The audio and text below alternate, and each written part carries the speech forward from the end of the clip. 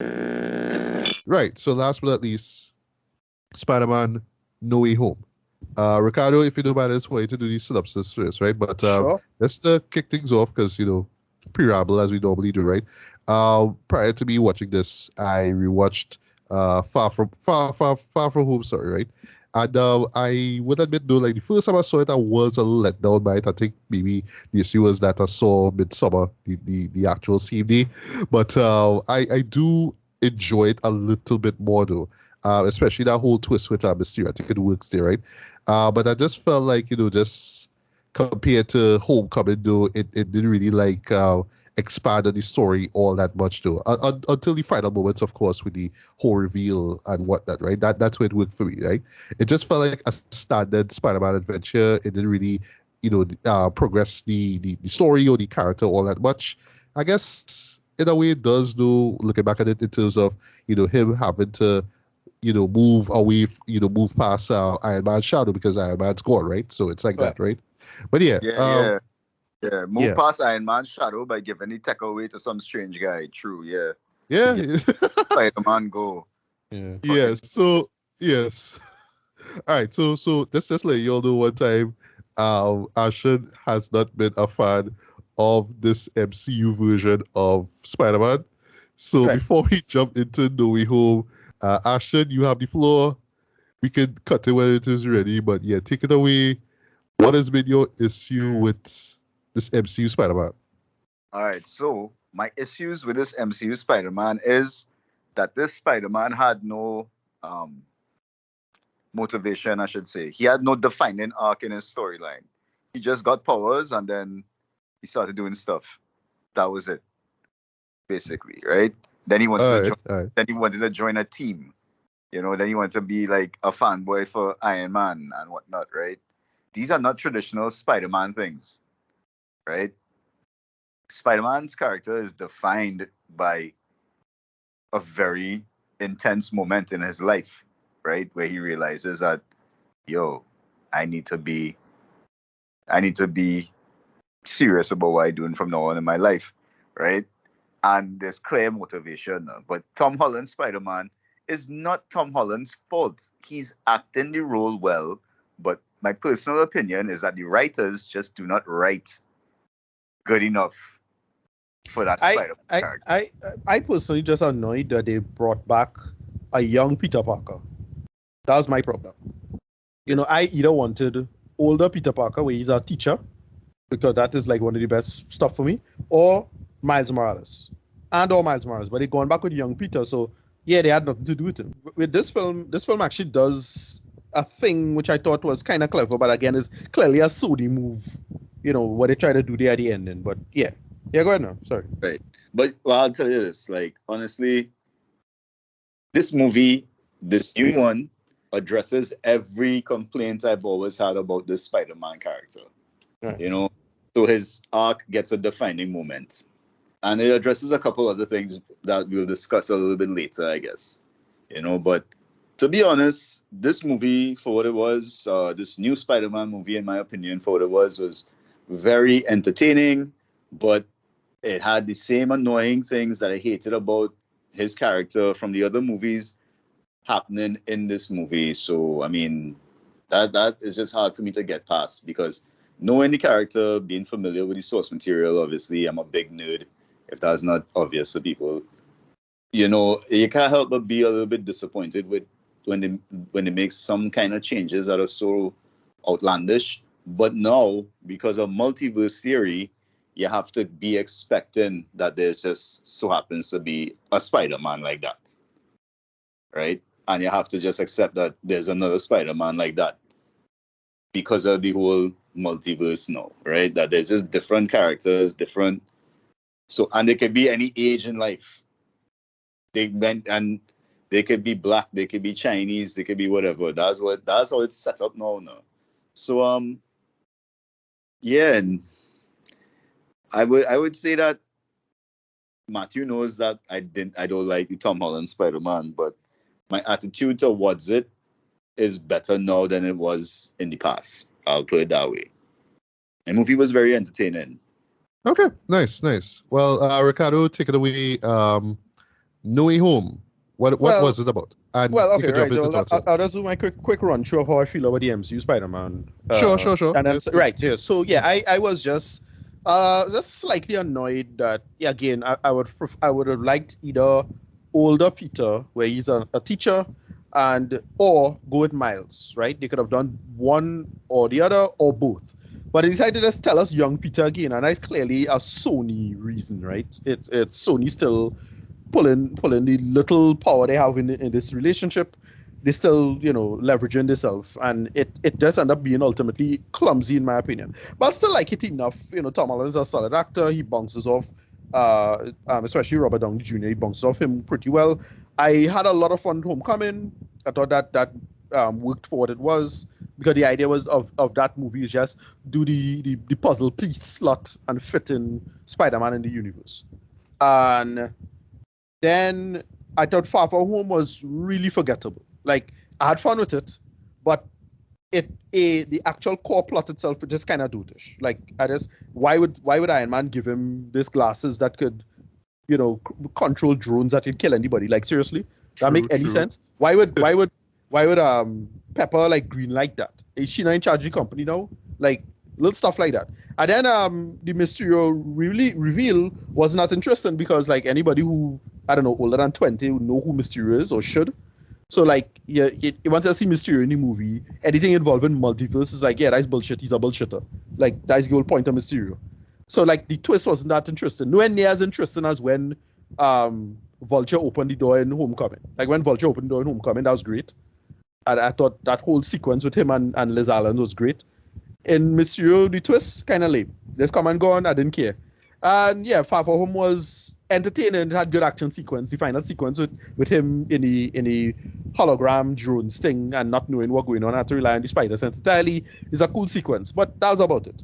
And yeah, so I'll just get to this one where it ends with Mysterio pulling the final kind of dick move at the end and selling out Spider-Man Legacy, giving it to this universe's version of J. Jonah Jameson, and exposing Spider-Man for 40 years.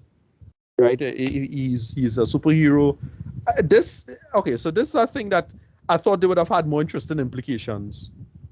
But the thing is, in the MCU, no one really has a secret identity to speak of. So I'm not sure why that's a thing in this. But they decide to make it a thing and say, all right, well, it ruined his life somehow. The three of them, they have it lead up where basically it causes Peter, MJ, and Ned to not get into college. They were applying to get into MIT.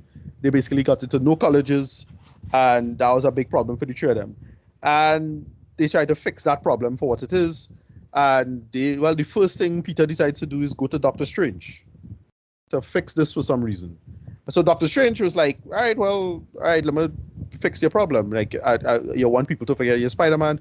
And that's his conceit, right? The conceit is he decided to get people to forget he's Spider-Man, but he was very indecisive in the spell, and that messes up the spell, and that causes shenanigans to happen, and so on and so forth. And I suppose that's where you could build the story from there. Yeah, that's about it. All right. Well, quick thoughts on this film overall. I for the most part really enjoyed it. Right.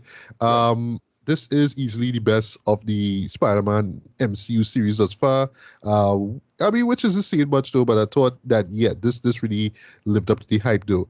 I made the description of it on Facebook. Like I said, the first movie was the courtship, the second one was the engagement, and this one is the wedding, where I'm talking about Sony and Marvel Studios. Like, this one feels like they're working together in harmony. It feels like, this is what everything was kind of leading up to, as far as those two heavyweights coming together.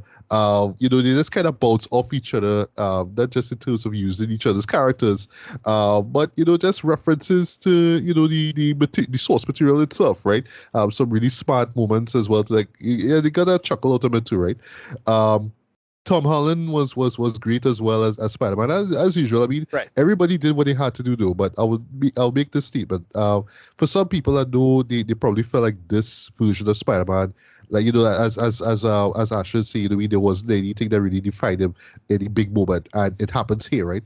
But usually with those previous films is always like, well, yeah, I mean, I'm a kid and I don't understand that. I'm young, I'm 16, blah. But here's like, no, this is where he becomes a manager. This is where he understands that, look, there are consequences to this life and you have to live with it and you have to move on, basically. That's basically what it is, right? And here you really, really felt it through him, though. So, yeah, character-wise, Peter Parker was put through the ringer, you know what I mean? And some people will find this one to be, dark. It is easily the darkest of the series thus far, though, but not by much. Like, it's still very vibrant, very fun, very exciting. You have some moments of humor as well, too. A few moments that kind of fall flat, but, it's the MC, right? So you can't expect that, right? And I just felt, though, like the calls that they make some really smart calls, right? As far as the expectations and what they were gearing up for, I thought that they handled it well enough to, it's one of those things that maybe if you watch 2-3 times, you can kind of nitpick and be like, but this thing that didn't work now, you know what I mean? It could probably do that after the fact though. But I just felt like for what they went for, everything was just straightforward. They didn't overcomplicate things. They didn't try to do way too much. They just kind of did what they had to do, but they didn't spend time overcomplicating stuff, right? They just kind of say, this is why, this is what's going on. They make it simple for you enough to understand. It's the multiverse, that's why. And it just kind of happens, right? And last thing I'll say, I know for some people, they may come out of this a little disappointed though, because, given the hype surrounding this, they might expect this thing to be something of, of Avengers Endgame or Infinity War level greatness as far as action goes. But like, no, you get a few decent action scenes. There's one in particular that I'll talk about in the spoiler section. But it's like, yes, it's every bit what you expect it to be. They're not overreaching. They're not trying to do too much. But they just play it out the best way they could. You know what I mean? And just the mere fact that they did that, though, they took risks, but it wasn't too much. They didn't overdo it. I have to give them praise for that, man. I thought that they did a solid job here, man. Right? So that's all I'll say at the moment. Ricardo, your spoiler-free thoughts on the film. For me, I enjoyed it for what it was. But it unfortunately falls into the same framework as catering to people's nostalgia. But it didn't feel too pathological or toxic. Nowhere near as grotesque as that Ghostbusters movie was, right? Right.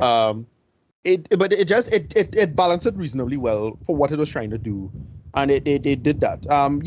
My main issues with it was it had kind of a similar problem Far From Home had, where the adult in the situation not really making the smartest decision, and I had a problem with that. I would have again, you have to shimmy the plot up and make a little more sense. It's a bit hurried and clumsy at parts. A lot of the action was a little too dark for me. Like, they had a big action sequence, and it's not like I couldn't follow any of it, but it was hard for me to make out stuff a little well better. And that's actually what I was going to bring up. Yeah, but you're right. You're totally right with that one. Yeah. A lot of the action was dark. I get the feeling now that is an immediate red flag. Well, not red flag, but it's basically a sign that a lot of the CG not finished. Like every time you see a super dark scene like that, it's CG not finished. That's a rule of thumb. Like that's an immediate But my thing is like now in this point in our in history, movie history, Jared, we haven't films of this magnitude. We still cop it out to this, right? We still doing this little. That's the way we can kind of fake it, No. That's a problem. That's a problem in the industry, and again, is more to do with shenanigans in the industry and not wanting to pay people and that kind of bullshit. So that's why that is. Okay, I got you. But the action was still good. I enjoyed for what it was. I am a little underwhelmed simply because a lot of stuff was spoiled. Like a lot of stuff was spoiled. So everything I expected was there. So as I say, everything we wanted, we got. And it works. It works because of the ending. It's very, very tragic. They really do a good tragic ending with the ending. Yeah, a lot of one more day, one moment in time stuff in here, which I like. And I suppose we could eventually start talking about spoilers, but everything after that is spoiler stuff. But I dug it for what it was. Just all I'll say is that the Hawkeye episode 5 had me hyped going into this, because Hawkeye episode 5 was that morning, and that night I went to see it. And I was like, the thing that they reveal in Hawkeye episode 5 had me hyped for one of the things that happens in this. That's all I'll say. So before spoilers, right? All right. We'll get so yeah. All right. So you might as well get into spoilers, right? So spoiler warning. Ew. You've been Right. warned. Spoiler warning: 5, 4, 3, 2, 1. Right. Right. So Cool. touching it So, on Hawkeye episode 5. Right. Yes, if you're at the very end of that, it's revealed that Kingpin is the guy behind the scenes. I right. feel so ashamed because, like, because Clancy, the big guy, I was like, Right. the big guy, who's The big guy, And then right? I And you was like, saw the tire shop was Fat Man something. I was like, oh yeah, it's clearly thing. But yeah, the big thing about it, it's the Netflix Kingpin, Vincent D'Onofrio. That's the big thing. That's the big hype for that. I was like, oh, nice. We get him back. Didn't recast. And again, the world's worst kept secret, right? A lot of people knew this was happening all the time, right? So that was great. But then, since he exists in the MCU, well, Matt Murdock, Charlie Cox, he shows up in Homecoming as a quick little aside, and I thought that was great.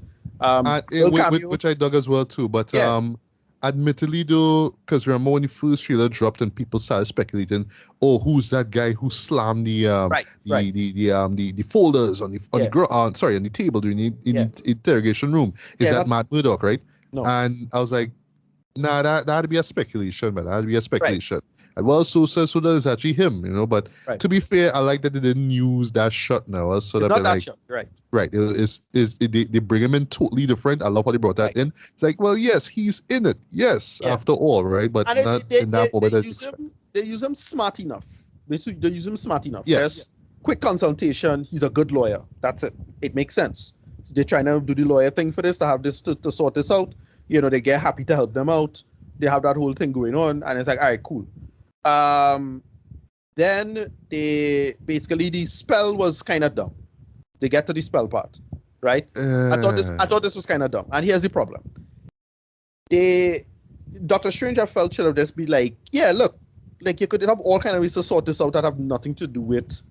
You don't need magic for it. Like, magic is only to really deal with some real serious stuff. And for him to like try to do a spell and even cater to this nonsense. And like I thought they was gonna play with it in a more interesting way where, oh, he kicked him out. Yeah, good. Because he didn't even make an effort to go and talk to the goddamn the admin woman.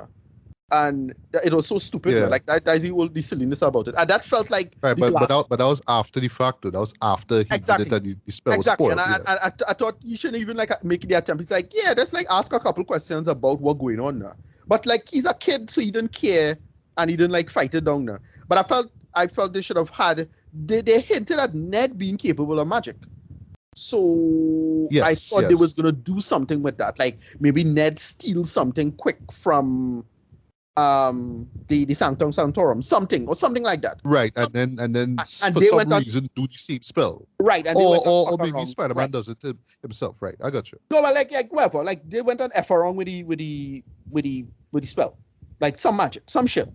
And that caused the multiverse of madness something. Like slowly but surely, they do a very dangerous spell. Even though it's something that's easy to do, but only an expert could do it properly. And they clearly can't do it properly, so they effort up. No, in the MCU though, I feel that it's going to be brought up again in another film, which we'll close off the spoiler section with. But yeah, go ahead. Right. And I thought that was a really clumsy in a way. But again, it's a lot of they have to rush and hurry stuff just to get the plot moving forward. So okay, fine, we go forward with that. And then what you found out is that, well, Peter's spell is everybody who knows Peter Parker, Spider-Man, was pulled from the multiverse. That basically includes all of the villains from both Andrew Garfield Spider-Man and Tobey Maguire's Maguire's Spider-Man, right? And that was the conceit.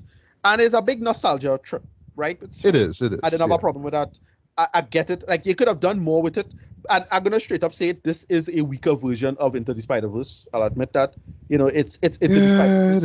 It is. It's Into the Spider-Verse, but with 3 white guys. Like, that's it. That's the cell. Yeah. It's like, the funny thing is, the show I was thinking about ironically was Days of Future Past, right? Right. The whole, okay, we're gonna do the big comic booky thing that you always wanted to see. We have like the 2 groups together. This is gonna be awesome. But then when you see it, it's like, well, it happened, but it's not blowing your mind, but it happened. Right. And it's purely to push nostalgia buttons. And look, when they drop these big conceits, the audience, it was for the audience. Like when I went to see it, everybody blew up. They blew up. Like, so the first big moment was when Charlie Cox showed up. Everybody was like, whoa, hype. Yeah. I was there. Well, sorry to cut you there, but lucky you, Dred. You saw with our audience. I went in an afternoon screening, and there was like about 8 people. So, but there was like a group in front that was like real clapping and making noise when the appearance took place. I was clapping too because I had to kind of liven up the crowd too, right? But yeah, you saw it with. Where did you go? I went Cribbin Cinemas 8 Reason Being is. Oh really? Okay. IMAX was on some bullshit at the point in time. Okay. No offense, IMAX, but you're on some bullshit. Can't even call on it like on the phone that working out. Yeah. And I really wasn't feeling to go down to town. Like I could have gone movie town. That would have been my second option. But I say, I would just hit the east, right? So that's where I went. Yeah. Right. And I was really underwhelmed with a lot of it, to be honest, in that sense. So yeah, the audience was hyped. Everybody hyped it for everybody hyped. And then, there's the other moments, like, again, another, like, super clumsy moment, because it's like, well, what happens is that he fought Doctor Strange. I actually like that fight for what it is. Me too. I'm glad that we see what is it called? Is the Mirrorverse, right? Yeah, the mirror dimension. Mirror dimension. Yeah, I just like there's anything in that dimension I love. I just love the visual effects for that. I love. But it should have won. It should have won. An Oscar.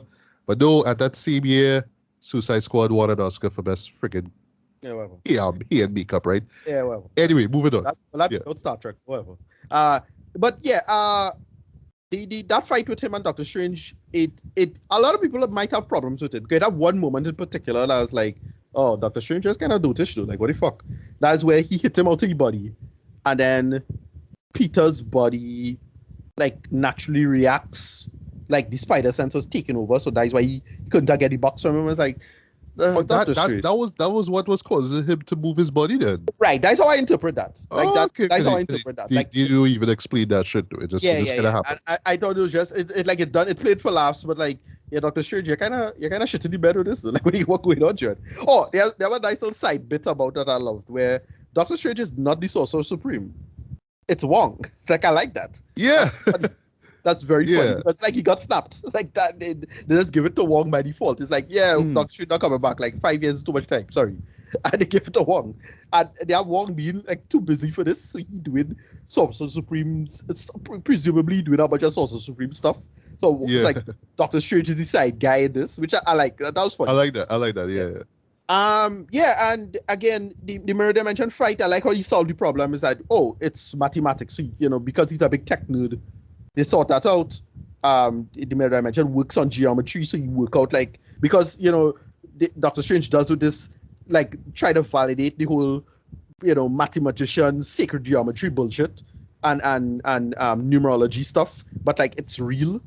But so Peter now, an actual engineer and scientist, solves that problem and kind of like outsmarts Doctor Strange in the mirror dimension. That makes some sense to me. And because Spider-Man is so much faster and more intuitive than Doctor Strange, he could like just outmaneuver him in that sense. And I like that. I thought that was a clever solution to beating Doctor Strange.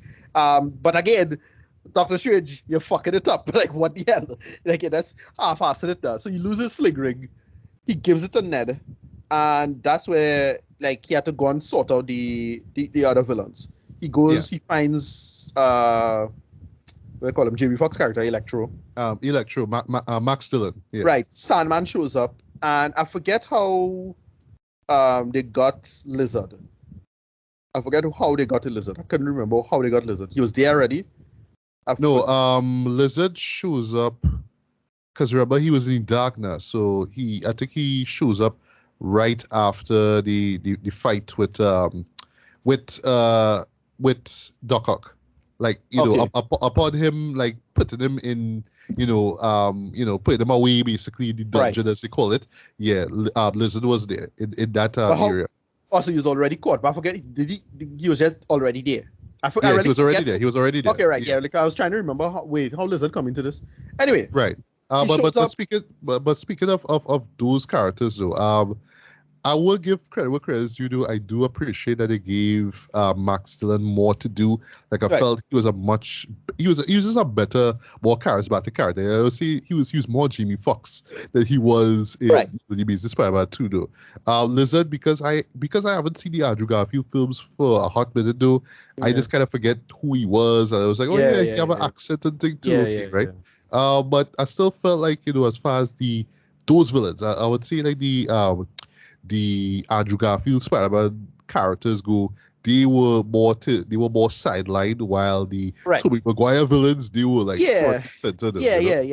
Like, and obviously for obvious reasons, because everybody remember the Tobey movies and they were superior movies overall. So, but then when it comes back, the final and this was like at least a good hour into the film, they finally get to the central conceit of the storyline, which is, oh, well, if you send them back, they will naturally die because they had no working memory of what was happening. Like, they were plucked out right at that moment of death. They were plucked out for the last 10, 50 minutes of the movies, right? Yeah, exactly. They were plucked out from like those last moments of their death. When they were about to die, that's when they got pulled in from the thing. And so if they go back and it's reset, they will inevitably be killed.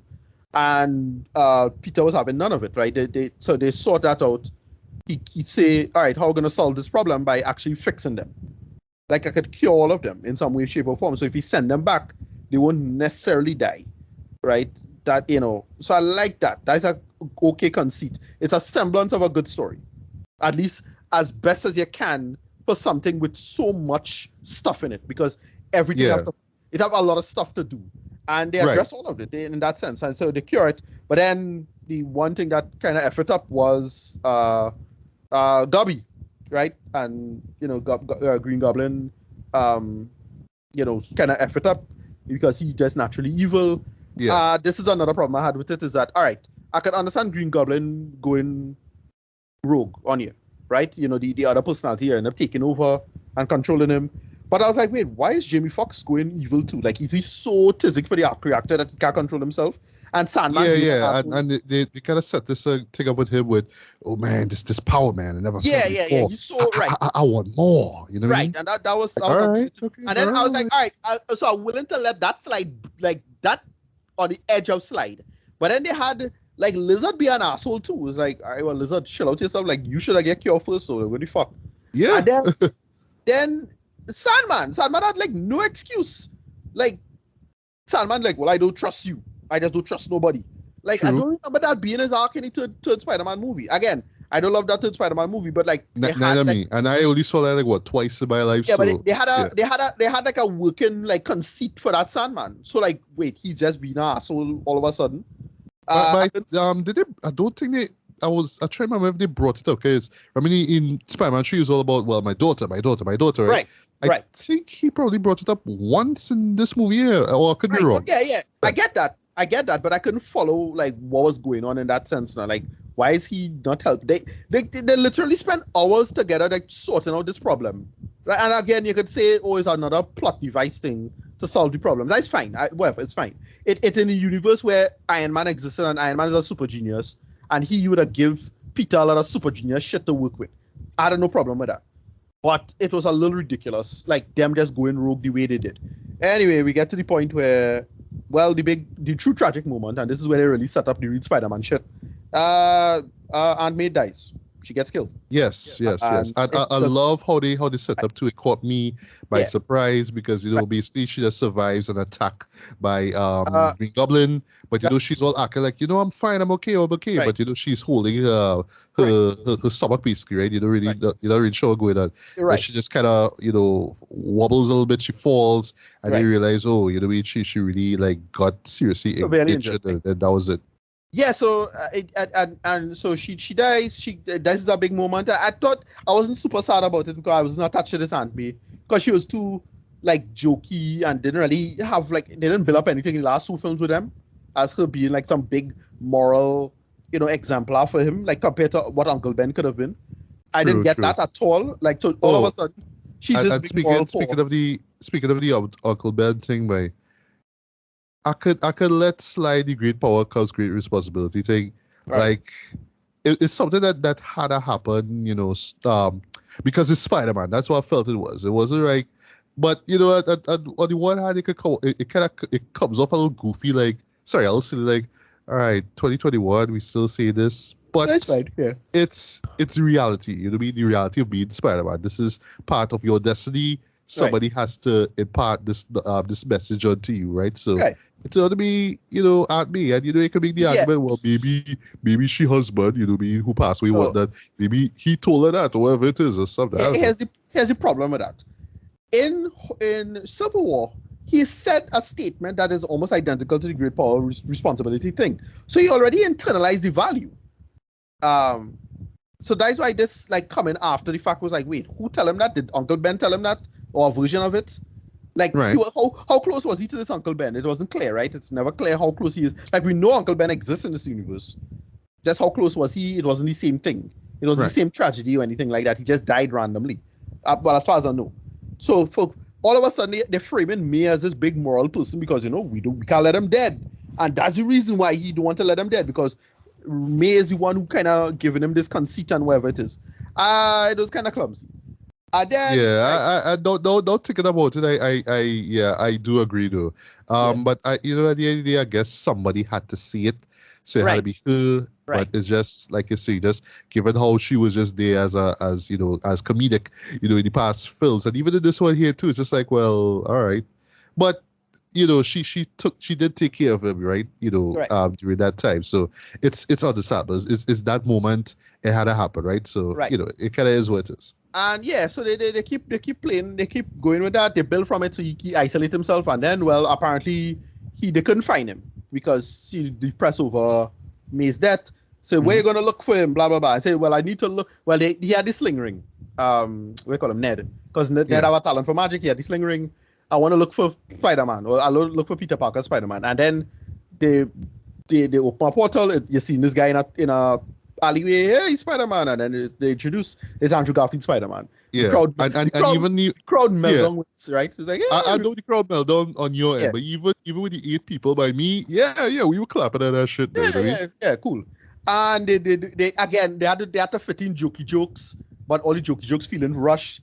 But it's still okay jokey jokes where I kind of like the old clean, remove the cobweb from that moment. Right. That's funny. That's funny enough. Right, exactly. They had to do enough for it. But again, you could tell they're still rushing through it. And then they say, well, he seemed to look for him again. And then they see Tom Holland. Small gripe. They could have put some subtitles under that Filipino. You know what I mean? Like, I don't have a problem with it because it was part of the joke. Like, Ned was doing the translation. That was the joke. Like, that was the payoff for the joke anyway. So that was like treated like the punchline almost. So that's right. But it does play in the whole typical old foreigners, like right, talking in a foreign language, and that's the joke. They can't process the weird shit that's going on in front of them, so just talking in a. But she's still normal, like she's still normal and accepted. So she like, hey, let's go clean the club web. So funny bit. So it's funny. It's fine. The problem with so the new Spider-Man come in, and again it feels like Spider-Verse, but with 3 white guys and catering to nostalgia, and it just done so much weaker than that film in terms of these characters interacting. It just feels like they just make a bunch of jokes. It's like in they do it like they did like when Gubby was talking, they make the famous meme, I'm somewhat of a scientist myself. Right? Classic line. They do that. In this one, they do a couple other lines, but they just make references to the other films. So this one thing that I thought was not a big problem, but again, they had to rush it. So Andrew Garfield was apparently, he became Spider-Man, but he became bitter. And I felt that could have been reflected in him as a person. Like, they could have showed that now. And then we didn't get that. He just said he became bitter. And then they have him watching this Spider-Man and MJ. And it's like, well, I had Gwen. She was my MJ. And and they have characters talking to each other, but there's a lot of tell don't show now. Like, in terms of their personalities and their behaviors. If they had this Andrew Garfield Spider-Man be actually feeling and coming across as bitter and dismissive, that would have worked a little better. Right? We don't really get that. He's still a pretty positive guy. Right. He should have been like less reluctant to even help. Right, exactly. A little more reluctant. Tom Holland. Yeah. Right, exactly. He could have been at that point of his life where he probably worked through the bitterness as well. By the time he reached there, therefore was in a better position to advise Tom Holland Spider-Man. But the purpose, but that would have been Tobey's purpose. Like Tobey's purpose is the older one. Then this one is like not as old, but he didn't get through the bitterness yet. So it could show the future stages of Spider-Man, maybe. Like Tobey had that purpose of being the one of getting through the bullshit because he's the oldest of the three. Tobey didn't really have that much shit to go through. Well, he had Ting died. Like what do you call him? Harry died. Like Harry died. Yeah. That was like weighing on his conscience though. Exactly. Like, from since then. Yeah, exactly. Yeah. So I don't know. They played it with that now because they had the whole part with Ned and him now. Of the best friend, and my best friend won't turn on you with my best friend, which is funny because in the comics, Ned's supposed to be Hobgoblin, right? Like I think they might. I don't think they'll do that, but like they might. They won't. They probably won't. He's too goofy to be a villain. Whatever. Exactly. Yeah. But about thinking like visually, like what would have made sense is having Andrew Garfield's Spider-Man show up with like like how Tobey showed up with his suit and tie there. You know what I mean? With the suit underneath clearly. That should have been how Andrew showed up, right? But he showed up with the costume on. Like, I'm still Spider-Man. They wanted to just have him the face reveal. That's the reason they did that. They wanted to have a face reveal. All right. For the audience. But I was saying like swap the actors. Huh? Sorry? They did two different face reveals, one mask and one out from the shadows. Exactly. Right. I understand. But I just saying like swap actors, like have Tobey, be the guy with the suit on properly, fully now. And if you want to just set up how bitter Andrew Garfield's Spider-Man feels still, right? Okay, right. Whatever. Anyway, they do the part of the story I like the most, which is science bros, right? The three of them get together, doing some science, right? Yeah, all three of them are scientists. Great. I like all of that. Yeah. And they actually had like a nice little convo, and I'm glad it didn't go on for way too long. I was worried that it would have gone further. Although in my head I was like thinking, okay, there's probably like a deleted scene which kind of runs for like 5 minutes where it's just them talking about, yo, you know what I mean? I fought an alien too, and yeah, he was black looking. I'll get to him in a bit, right? I know, you know what I mean? He did this and all these, and there's all these clever little references in the films, like, all right, I see you. That's nice. Sony and MCU doing all the thing. Yeah. The best part of the movie. Poking fun at each other, by the way. Yeah, the best part of the movie is, well, not the best part, but it's just a quick aside. They had Jamie Foxx make a great bit about it. It's like, hey, this guy in Queens who helping out poor people. I thought he would have been a black I thought, like, why isn't there? Right. Does he say, why isn't there a black Spider-Man? Or did he say, so he said something like, thought you were black? Yeah, he said, I thought you were a black guy. And he made the joke, I'm sorry. But then he said, I wonder if there's a black Spider-Man out there. That's the truth. Right. I was like, ha. It's that Miles. Whatever. I see you. Yeah, I see but you. the thing is, we already had Prowler in Homecoming. So it's like, all right, we know our Miles supposed to exist, right? And he mentioned his nephew. Then the big fight itself was good. Like, it's a good fight. I didn't love it. It had some cool moments. Again, they had another callback moment with Tobey Maguire's back. Yes. Back. That's a real thing, and it's a very famous thing, and everybody was laughing because it's pure nostalgia pushing buttons shit, Judd. Pure nostalgia. I know, but this is something I personally, that moment I didn't mind doing. Like that to me was like a deep cut to me. Like, you seriously have to remember that. Exactly. Like, oh yeah, that was a thing. You have to remember the scene from Spider-Man. You know what? Yeah, go ahead, Ash. I have a question for you guys. What was your favorite Spider-Man moment in the movie? Your favorite Spider-Man moment in the movie? Just curious. This movie? Yeah. Anyone is Spider-Man, just which one was your favorite Spider-Man moment? All right, well, the big moment, I knew it was coming, and I saw it in the trailer, I knew it was coming, but it still did it okay, even though it felt a little rush, was Garfield's redemption. Quote unquote. Yes. I think it worked for what it is, because especially with Zendaya's delivery of her line, "Are you okay?" That's a good moment. It's a solid moment.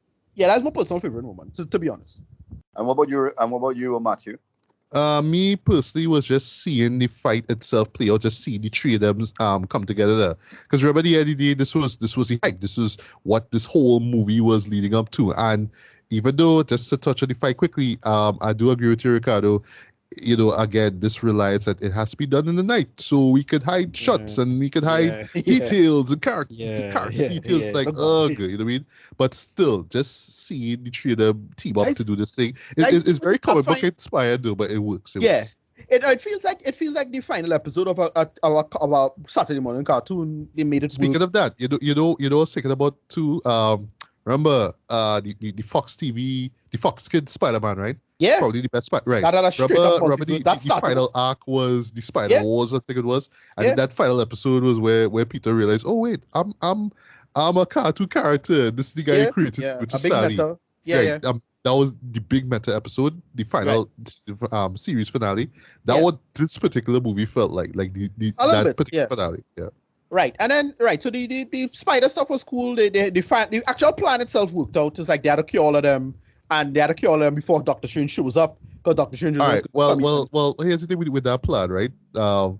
At first, I was like, all right, this is kind of naive. This is kind of silly. Like I understand you're supposed to be, the humanistic superhero, but you really think that's a good idea? Like, why not just send them back to where they were? But when Strange dropped the reason why, what would happen when they go is like, oh well, this is what I should do. But what I really what I want to give the movie credit for is that the other two Spider-Man agreed.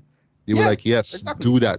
Despite the animosity they have for their respective bad guys, they were still like, while we're here, we have this technology, let's do this. The thing is that he remember Garfield didn't have his goblin, so it was just remember it was a little convenient in that sense. It was the old goblin, not the new goblin, and Toby's the one who moved on, quote unquote. He's the more quote unquote mature one.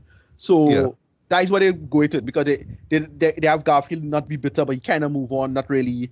And then, Peter's still angry over Aunt May's death. So it's like, they're trying to, again, super rush. They have to fit so much in such a small space of time, even though the movies, how long the movie was? Like 2.5 hours? 2.5 hours, roughly. Yeah, it's long. And they just had to fit a lot of stuff. But look, the director was good. He had, for what they had John Watts, yeah. What they had to do was fine. Yeah, what I would say though, like just as a whole, I think John Watts did a great job with these series though, but admittedly, he didn't. And the same thing I could say for your boy Mark Webb, right? Where it wasn't like that shot where it just exhilarates you, takes you away, like see the Sam Raimi stuff, like with the first and the second movie where you saw Spider-Man swinging over New York and you hear that rousing music there. You didn't really get that, right? You get like a couple of POV shots with Spider-Man and Zendaya swinging, and you get a great actual moment in the end of this movie here, which reminds me a lot of the Sam Raimi films. But that is like, what's the job, right? That's exactly perfect, but they make it work for what it was. I didn't have any major issues with that in that sense. And then the actual final thing was, all right, so Peter say, look, do the spell again, but like, let me out of the whole thing. And then Dr. Strange tell him, look, if you do that, everybody will forget who you are, which is like a big thing. But he's like, all right, you're going to make the big sacrifice play. And he did that. And I was really shocked they did this. But then at the same time, I wasn't. Because I was like, oh, Sony's behind that. Because look at your very convenient soft reboot. Very convenient soft reboot. Yep. Cool. But I have no issues with it, though. I have no issues with it. Oh, no, right. So, sorry. The last point is the Crowdy thing. Peter was kicking...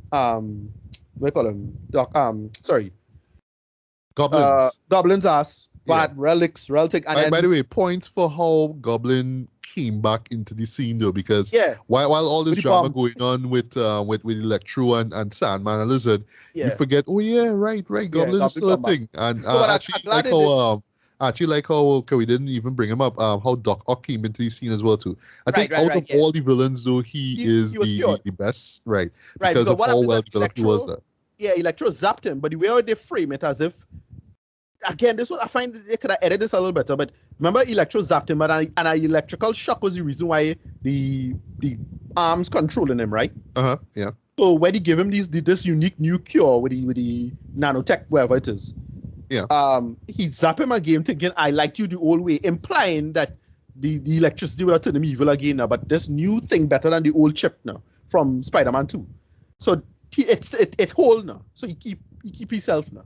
And then he come back, he stop Electro, he pull off the arc reactor from his chest. Great. And then the ending with him and with MCU Peter and Goblin. The relic sharing. It's very Tobey Maguire inspired though, especially the beat down that that's a straight Peter gives the Goblin though, is like very Tobey inspired. Right. He real cut and he was about to kill him with the glider, and then Toby's the one who who steps in the middle like no, like and then again Goblin like a douchebag stab him, but he didn't die, so great, fine. He take worse. Like I really thought that felt that was a a dumb little feeling. like a cop out though.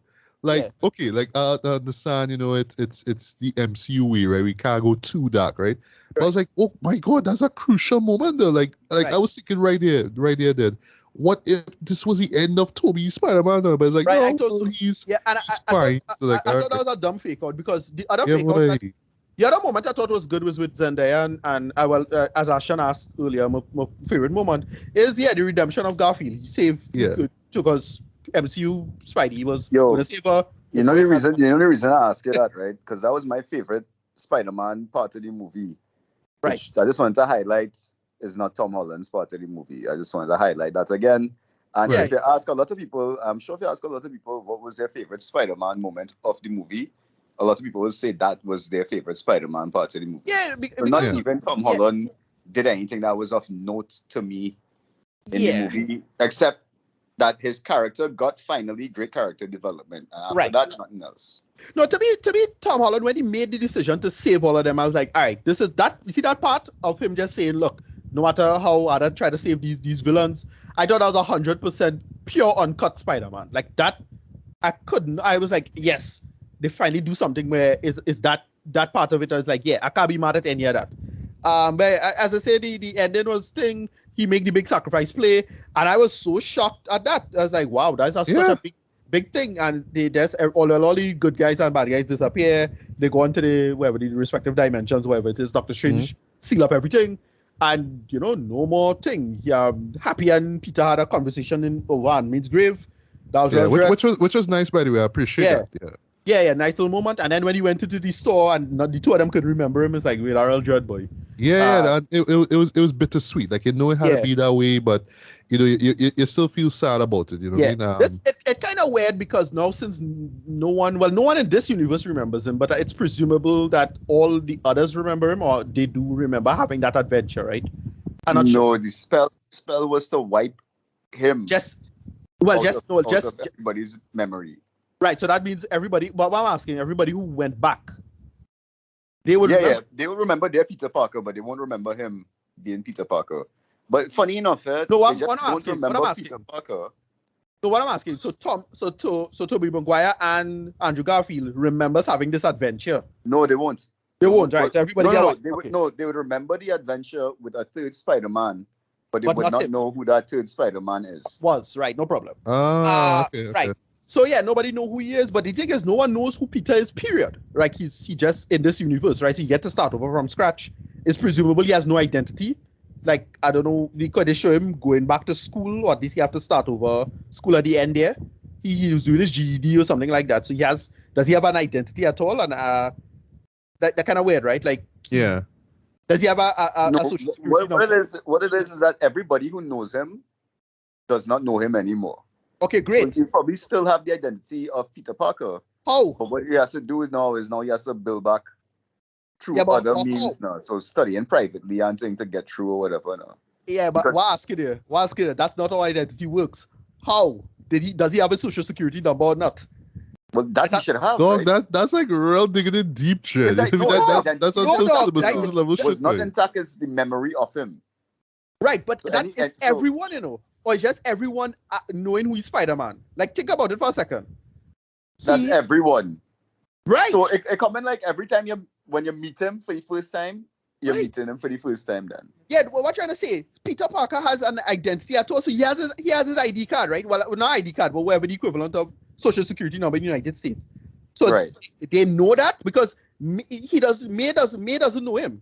May gone, Happy don't know him. So it's just on the superhero level, or does it go deeper? Because that's like a big reboot, eh? I mean, there's other Spider-Mans they can bring in, or he could assume the identity of a Ben Reilly kind of Spider-Man. What trying to say? What trying to say? No, I understand what Ricardo trying to say though, but you have no life. I don't want to attribute that as some kind of big plot hole. But my easy answer to this is that MCU, the Marvel Studios, probably aware of this, or Right. they probably will figure it out soon enough and be like, all right, the next film we'll answer all this, because eventually somebody, maybe not you, Ricardo, but somebody else might come on YouTube and say, ask that same question, be like, oh Yeah. shit, we forget, boy. Ooh. I don't know. Nah, I feel it's just a situation. But where, honestly, I don't think it's that complicated. You know? That's yeah, I just don't my think it's a situation where it's that deep. I think it's like a situation that if you met Peter Parker before, then But that's what I'm and trying to the say. spell's been casted, and it's But that's what I'm trying no to say. Peter Parker, right? No, what I'm trying to say. They say, I don't know. To me, it come across like they completely forget that the world does not know who Peter Parker is. Period. Right. Not so, just I his mean, all he friends. had to do is reintroduce himself to people as Peter Parker. But what I'm trying to tell you, dog, he has no identity as a person. So how he gets in, like, he has no social security number or anything like that. He could call himself Peter Parker, but does he have a birth certificate? You see what I'm saying, right? To me, all that physical stuff had to remain, right? No, it gone. As far as the world is concerned, he had no person. But that means he didn't went to school. He have no, like, because remember, Ned don't know who he is. So was he going to school with Ned since he was a kid? You see what I'm saying? How much get wiped now? That's all asking. How much get wiped? In the Yeah, but next that's- film, that's hopefully wiped they will from memories answer that of people. question. Right? Anyway, No, I thought that was like a just feel big it's deal. something that again, we opens a big plot hole, right? But Right. for now, I don't think it's something we should kind of worry ourselves or It's not a plot hole. too much. But It's not really a plot hole because to me, because he have powers and he ostensibly, like, he could at least be broke as hell to afford some shameful apartment. He have powers, he could just hustle somewhere because he have powers still, right? He have all his powers. But no one knows who he is. And we're not talking about no one knows he is as Spider-Man. Straight up, Peter Parker is wiped from the slate.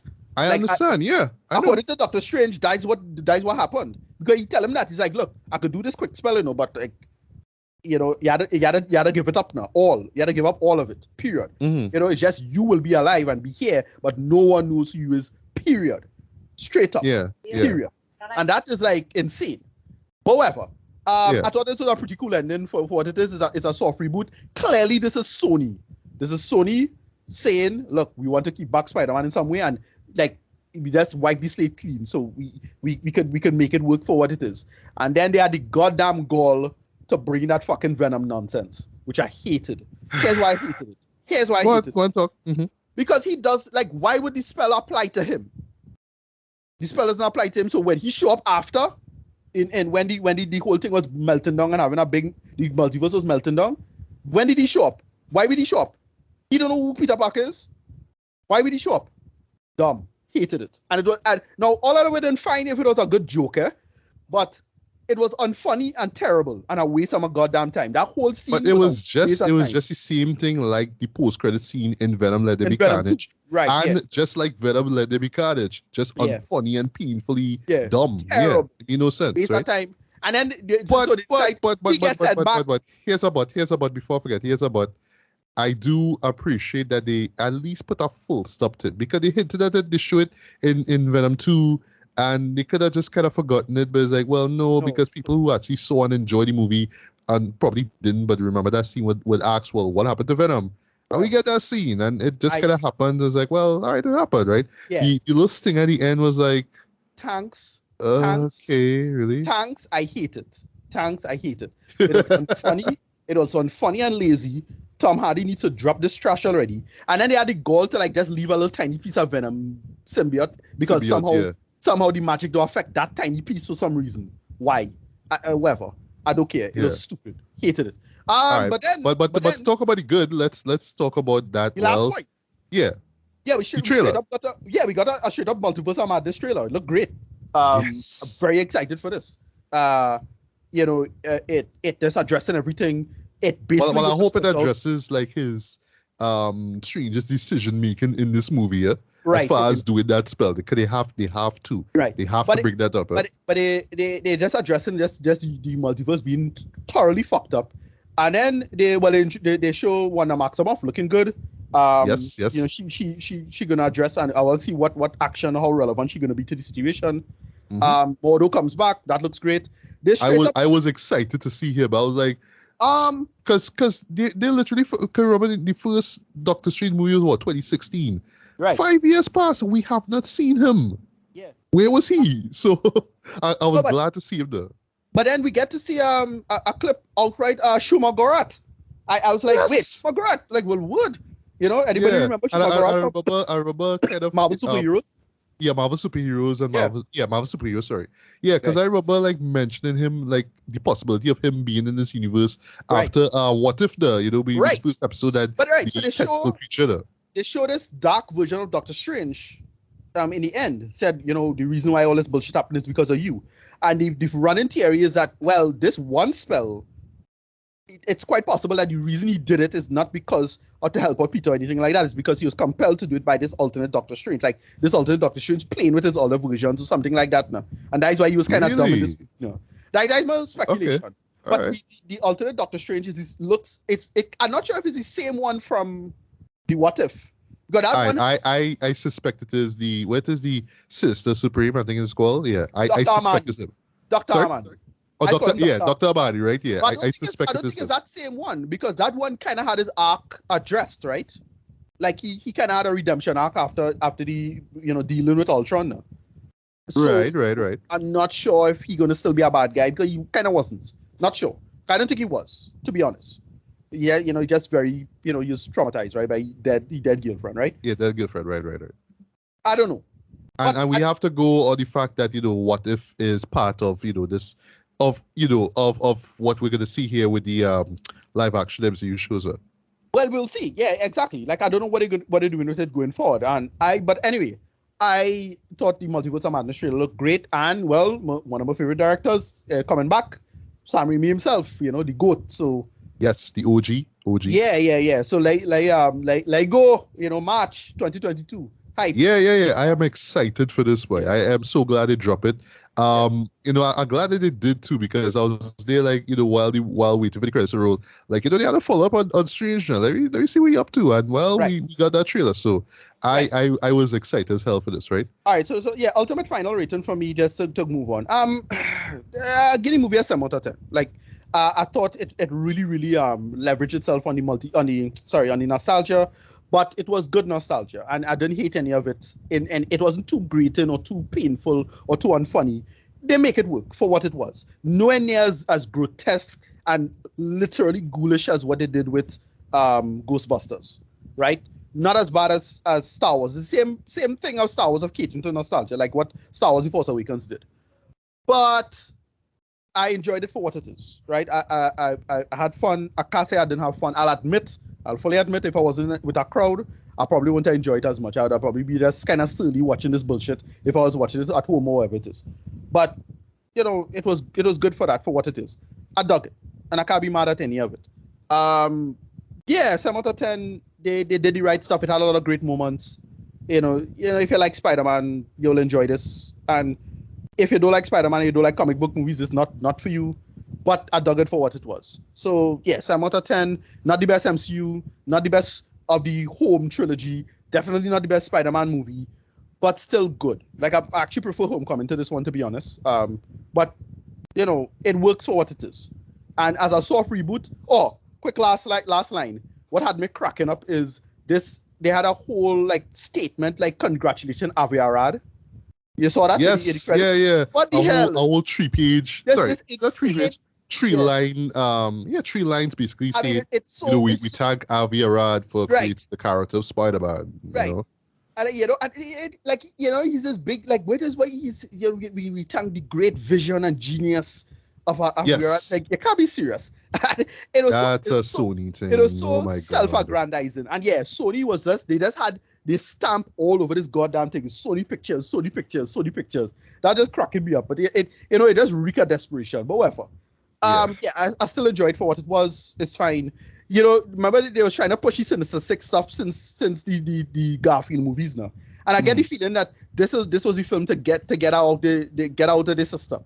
Like they finally get the quote unquote Sinister Six movie, even though it doesn't really Sinister Six, but close enough, right? Good enough. They finally get it. A movie with all these villains all in one. A big multiverse time travel thing. They're pushing that. Not time travel, but multiverse, whatever. And they get it out. And for what it was, for all of its insanity, they chill it together and Watts did an okay job with it for what it was. 7 out of 10. I wanted to love it more. I'll admit that if I wasn't with a crowd and it didn't have like if I didn't avoided spoilers better, I would have enjoyed it a lot more. But this is what it was for what it was for me, as it is. 7 out of 10. Yes. All right. So touching on spoilers, right? So on the day it came out, right? Well, Wednesday in down here, right? I was getting pissed off with every person who not only was putting up these like phone recorded clips of the movie, right? And then uploading it on the day itself. Spoiled it for me. So every time I go in on YouTube, I just see that title. I'm like, oh shit, oh god, you know what I mean? And then worse off, people going on Facebook and share them, right?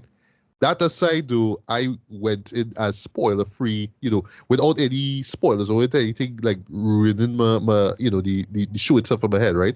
And for the most part, I enjoyed it. I really enjoyed it, though. This was well, they really took creative risk here, and I thought for the most part, they paid off, right? This is clearly experiment, but the experiment worked in my opinion. I call it the wedding of the century as far as Sony and and Marvel Studios. So like they finally come together, they finally make this thing work. So it's like, yeah, all right, let's see what we can do next, right?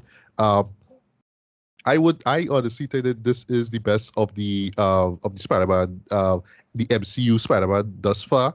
Cause I know they have more to go, man. I do hope that the subsequent films just get better and better, right?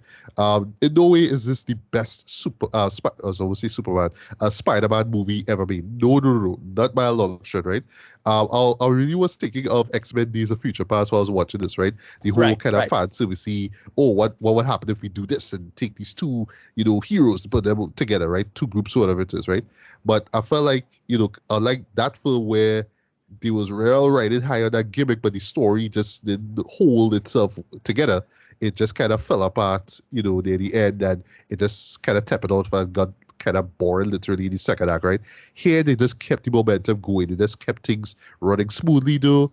Even when they brought in, when they incorporate certain things, though, they just kept the energy. They kept they just kept the vibe going strong, though. So at no point did I feel like things were kind of dull, or even in the downtime moments that they were dull. The story was moving, and I actually dug the story and the approaches it made. Some of it I kind of suspected. Other things caught me by surprise, but I really appreciate that about the show. And I do see myself watching this over again.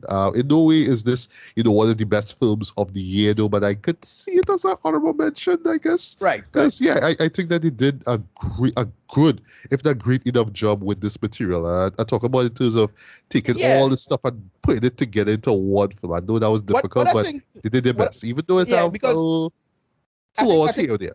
Yeah, I think the big issue with this one is that because it had so many plates to spin, and they more or less spin all of it. Like it had very little of it I didn't care for, anything like that. Like it's the sheer scope of the whole situation is why it's impressive. That's what I'll say. It is, yeah, indeed, right? So rating-wise, I'm gonna give this a decent 4 out of 5, man. I think that this is a really solid effort, though, and I think that it is worth checking out on the big screen. And I actually saw this in 3D, and just touching quickly on the 3D, right? Because we have to get to Ashton's thoughts and rating, right? It did this weird thing. Maybe it's the screen that I went to where like the background was blurred in 3D itself there, and it just kind of made the image look really weird, like when you was watching it. And somewhere in the middle, it just kind of got back to normal. It was really like weird, almost fucked my eyes up, right? But whatever, right? But yeah, see it on the bigger screen as I can, though. I do see myself watching this again, hopefully with a bigger crowd, hopefully with people who haven't seen it, because I would love to hear their reactions to the things that take place like for the first time, you know what I mean? But I had fun with this one. This experiment with Sony and the MCU actually worked, man. But what I am excited outside of this upcoming film with Doctor Strange film, is this upcoming the sequel, to Spider-Man Into the Spider-Verse. Yeah, that trailer would drop a couple weeks back. Right. Yeah. That was hard, right? Yeah. So yeah, Spider-Man is in good hands, but for now, that's all I'll say. But yeah, Ashton, final thoughts on rating. Final thoughts on Spider-Man. I think character development was done better in this movie than the other movies. I can appreciate that. Movie was entertaining. Obviously, it's going to be entertaining. For comic book people, don't take it too serious. It's just a movie. Go and enjoy it. That's my advice to you. There's no need to be like a comic superior nerd and be like, oh, but this didn't happen. Well, it issued 904. This is how it played out. No, this didn't happen. And they push back their glasses from the middle. Those kind of nerds like that. But I would give it 6 spider legs out of 8. Yeah, I'm good with that. All right. I like that rated, those spider legs, yes. So, yeah, folks, I mean, go check it out, man.